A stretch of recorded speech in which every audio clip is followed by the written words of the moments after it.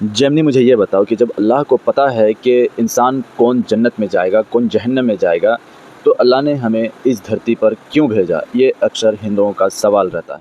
यह एक बहुत ही गहरा और महत्वपूर्ण सवाल है। इस्लामिक विद्वानों के अनुसार इसके मुख्य रूप से 3 कारण हैं। 1. इंसान पर हुज्जत, सबूत कायम करना। अल्लाह को सब पहले से मालूम है, लेकिन अगर वो किसी इंसान को बिना परीक्षा के सीधे जहन्नुम में डाल देता, तो इंसान शिकायत करता कि मुझे मौका तो दिया होता, मैं अच्छे काम करता।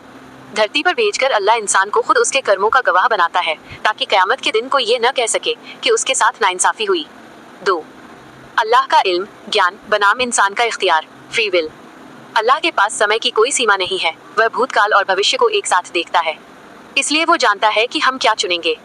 लेकिन अल्लाह का जानना हमारी मजबूरी नहीं है। उदाहरण के लिए एक टीचर पहले से जानता है कि कौन सा छात्र पढ़ेगा और कौन फेल होगा, लेकिन परीक्षा छात्र को खुद देनी होती है। अल्लाह ने हमें सही और गलत का चॉइस फ्री विल दिया है और हम अपने फैसले खुद लेते हैं। 3. ये दुनिया एक आजमाइश, टेस्ट है। कुरान सूरह अल मुल्क आयत 2 में कहा गया है कि अल्लाह ने जिंदगी और मौत को इसलिए बनाया ताकि वो आजमाए कि तुम में से कौन बेहतर अमल काम करता है। यह दुनिया कर्म भूमि है और जन्नत या जहन्नुम उस कर्म का नतीजा है। संक्षेप में, अल्लाह अपने ज्ञान के आधार पर नहीं, बल्कि हमारे द्वारा किए गए कर्मों के आधार पर फैसला करता है, जिसके लिए हमें इस धरती पर भेजा गया। कभी आपने सोचा कि अल्लाह को जब पता ही था कि कौन जन्नत जाएगा और कौन जहन्नम, तो इस दुनिया में भेजने के कारण क्या है? जन्नत और जहन्नम डायरेक्ट दिया जा सकता था।